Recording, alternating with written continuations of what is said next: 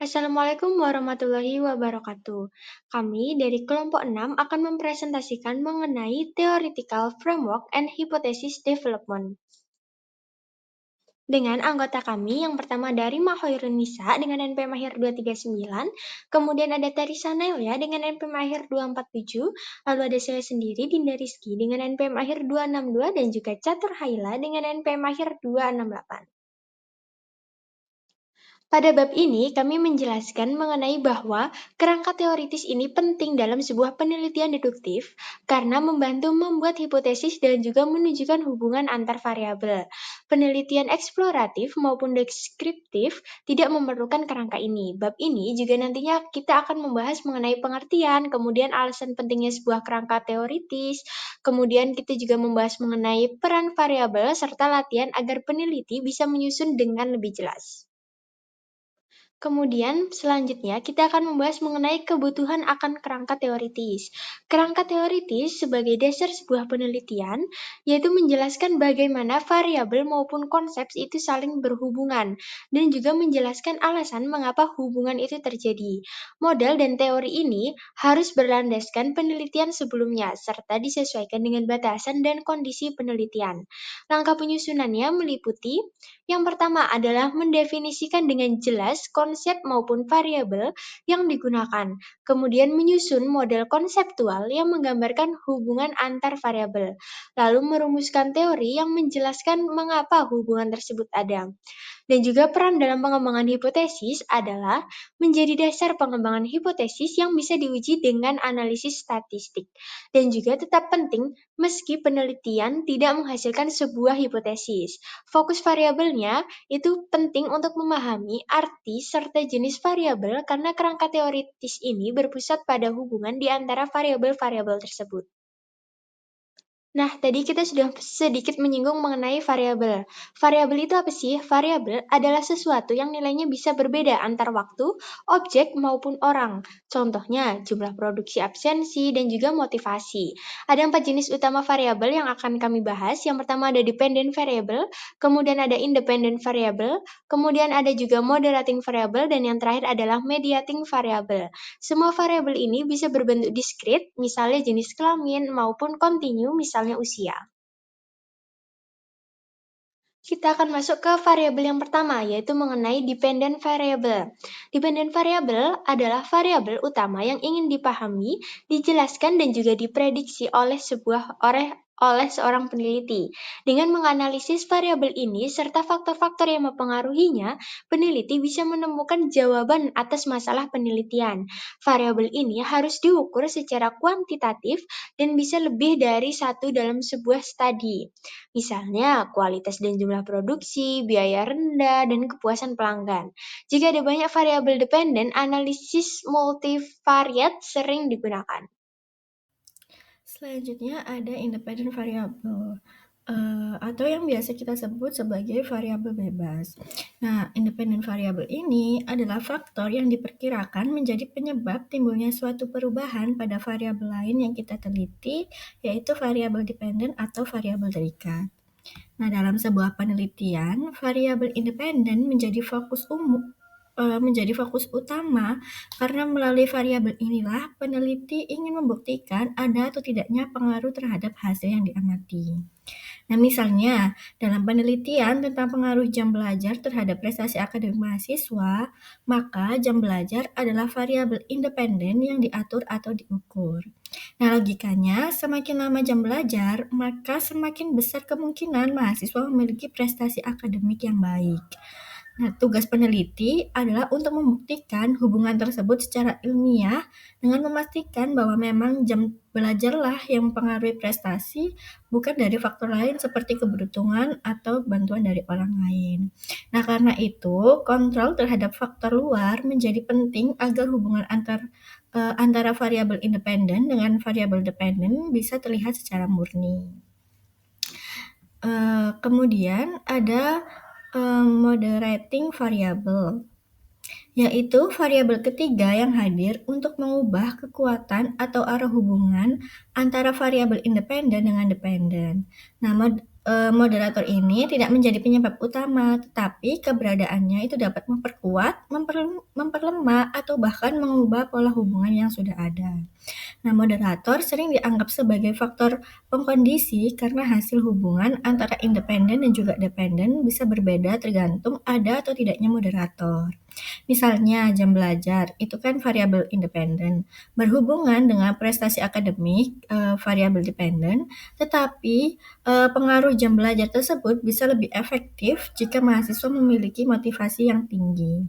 Nah, sebaliknya, mahasiswa dengan motivasi rendah mungkin tidak akan mendapatkan hasil maksimal meskipun mereka sudah belajar berjam-jam. Nah, di dalam kasus ini, motivasi adalah moderator karena ia yang mengatur seberapa besar hubungan antara jam belajar dan juga prestasi akademik.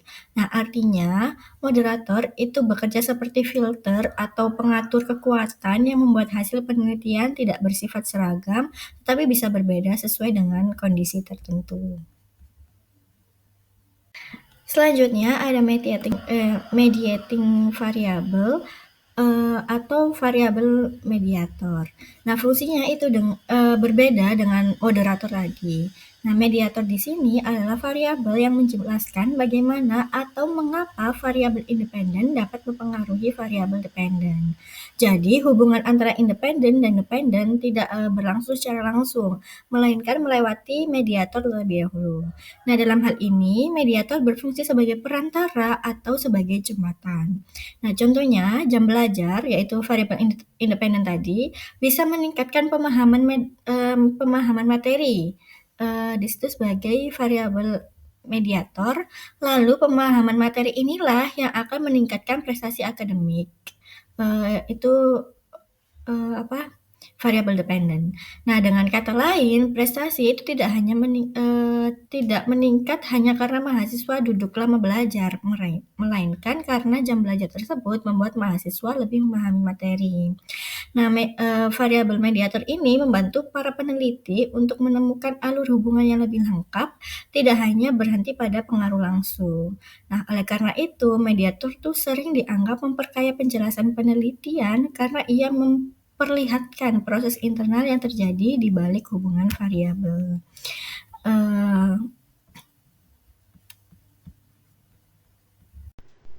Pada slide pertama ini, kita membahas bagaimana sebuah teori itu dikembangkan dan apa saja komponen utama dari theoretical framework. Sebuah theoretical framework atau kerangka teori merupakan fondasi utama dalam penelitian deduktif. Ia berfungsi sebagai jaringan hubungan yang logis antara variabel-variabel yang dianggap relevan dengan masalah penelitian. Framework ini biasanya dibangun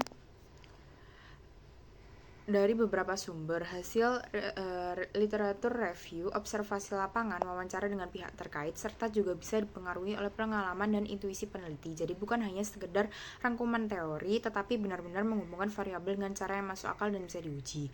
Prosesnya dimulai dari mengidentifikasi variabel yang penting, kemudian menyusun hubungan antar variabel, dan akhirnya membangun landasan untuk merumuskan hipotesis. Nah, kerangka teori ini harus punya 3 komponen utama. Pertama, variabel-variabel yang relevan harus didefinisikan dengan jelas, mana yang independen, dependen, moderating, maupun mediating. Kedua, peneliti itu perlu membuat konseptual model baik dalam bentuk diagram maupun narasi agar hubungan antar variabel bisa divisualisasikan dengan mudah. Ketiga, harus ada penjelasan teoritis mengapa hubungan tersebut diharapkan ada berdasarkan temuan sebelumnya atau logika penelitian. Tujuannya itu jelas. Kerangka teori ini membantu kita memahami arah hubungan antar variabel, apakah positif, negatif, atau kompleks, sekaligus menjadi dasar untuk mengembangkan hipotesis yang bisa diuji secara ilmiah. Dengan kata lain, tanpa theoretical framework, penelitian deduktif tidak punya pegangan yang kokoh.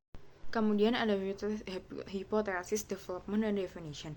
Slide kedua ini fokus pada pengembangan hipotesis setelah kerangka teori dibangun dengan variabel dan hubungan yang jelas.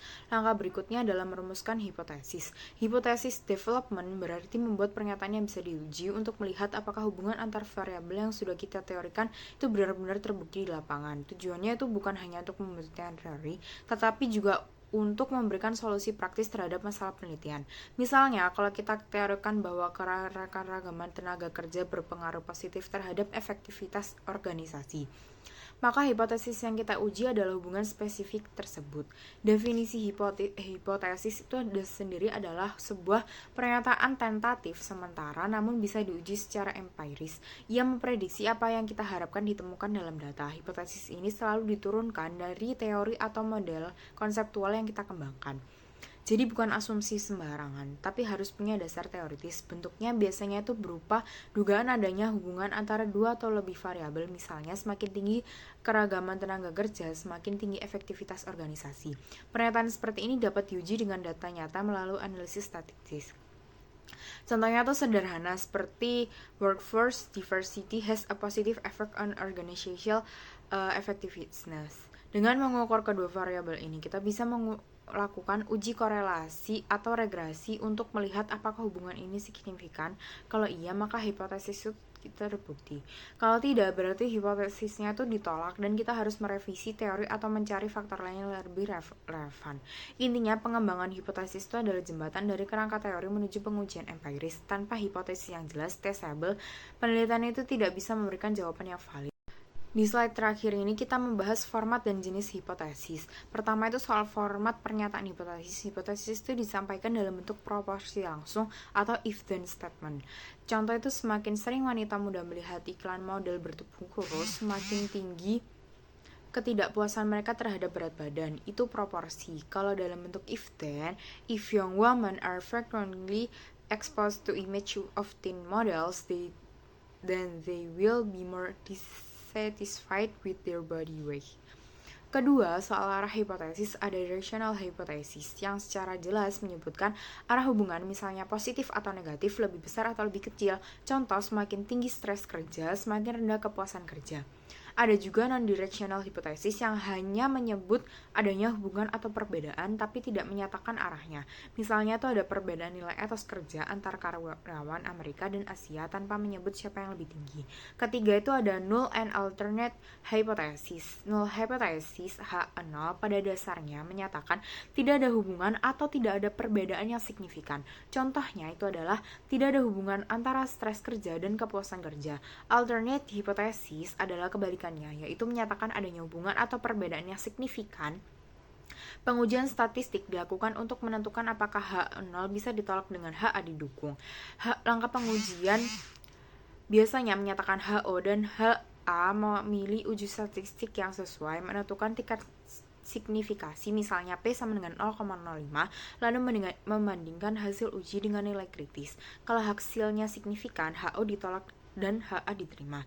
Dengan memahami format, arah, dan peran null versus alternate, peneliti itu bisa menyusun hipotesis yang jelas terukur dan siap diuji. Ini penting karena hipotesis adalah inti dari metode ilmiah. Ia bisa dibuktikan benar atau salah. Berikutnya kita akan membahas terkait hipotesis terarah dan juga non-terarah. Hipotesis sendiri itu merupakan dugaan sementara yang akan diujikan dalam penelitian dan dapat dibedakan menjadi hipotesis terarah dan hipotesis non-terarah. Yang pertama kita bahas terlebih dahulu hipotesis yang terarah. Itu dipakai ketika si peneliti ini itu sudah mempunyai dasar teori ataupun temuan sebelumnya yang sudah cukup kuat. Nah, hipotesis ini itu tidak hanya menyatakan bahwa ada hubungan ataupun ada perbedaan, tetapi juga menunjukkan arahnya. Apakah hubungan itu positif atau mungkin hubungan itu negatif? Atau apakah suatu kelompok itu memiliki skor lebih tinggi atau lebih rendah dibandingkan kelompok lain? Contohnya sendiri, semakin tinggi stres kerja, semakin rendah kepuasan kerja. Nah, pernyataan ini itu sudah jelas menunjukkan arah pengaruh stres terhadap kepuasan.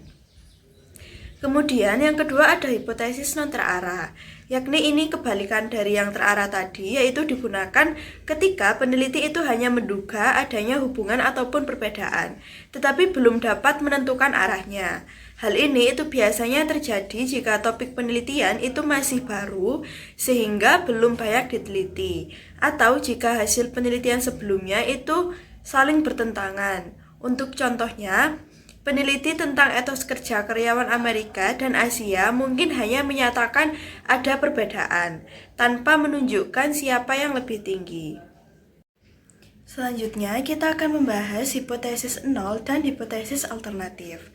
Hipotesis nol atau yang biasa disebut H0 dan juga hipotesis alternatif atau HA itu adalah pasangan yang tidak dapat dipisahkan dalam penelitian kuantitatif. H0 itu biasanya menyatakan bahwa tidak ada perbedaan atau hubungan yang signifikan. Nah, ini berarti jika ada perbedaan atau hubungan dalam data, itu dianggap hanya karena kebetulan atau fluktuasi sampel. Nah, sedangkan HA itu adalah kebalikan dari H0 tadi, yakni menyatakan bahwa memang ada perbedaan atau hubungan yang signifikan. Nah, dalam pengujian, hipotesis 0 itu dianggap benar sampai ada bukti statistik yang cukup kuat untuk menolaknya. Jika hasil analisis itu menunjukkan bahwa peluang perbedaan atau hubungan itu hanya terjadi karena kebetulan sangat kecil atau P lebih kecil dari A, maka H0 ditolak dan HA didukung. Nah, sangat penting untuk dipahami bahwa tujuan utama dari H0 itu bukan untuk membuktikan dirinya benar, tetapi untuk memberikan dasar pembanding. Nah, dengan adanya hipotesis 0 ini tadi, peneliti itu bisa menjadi lebih yakin bahwa temuan yang muncul itu bukan sekedar kebetulan dari sampel, melainkan benar-benar mewakili kondisi dari populasi. Nah, jadi intinya H0 itu berfungsi sebagai tolak ukur netral, sementara HA itu adalah dugaan penelitian yang sebenarnya ingin dibuktikan. Oke, berikutnya kita lanjut ke langkah-langkah dari pengujian hipotesis. Yang pertama itu menyusun hipotesis, yakni menuliskan hipotesis 0 dan hipotesis alternatif. H0 itu biasanya menyatakan tidak ada hubungan atau perbedaan yang signifikan. Nah, sementara HA itu menyatakan ada hubungan atau perbedaan yang signifikan. Lalu lanjut ke langkah yang kedua, yakni memilih uji statistik yang sesuai. Ini tentunya disesuaikan dengan jenis datanya.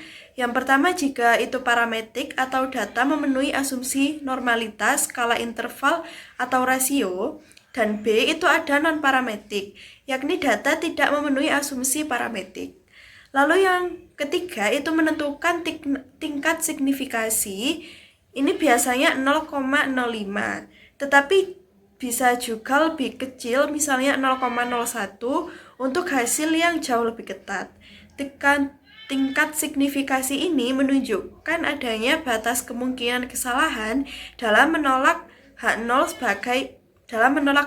padahal sebenarnya benar. Kemudian step yang keempat itu menganalisis hasil uji. Cek apakah nilai signifikan atau p-value itu memenuhi kriteria atau bandingkan jika nilai hitung dengan nilai kritis di tabel statistik. Jika nilai hitungnya lebih besar dari nilai kritis, maka H0 ditolak, HA diterima. Sebaliknya, jika nilai hitung itu lebih kecil dari nilai kritis, maka H0 diterima dan HA ditolak. Demikian materi yang bisa dipaparkan oleh kelompok kami. Apabila ada kurang lebihnya, kami mohon maaf. Wassalamualaikum warahmatullahi wabarakatuh.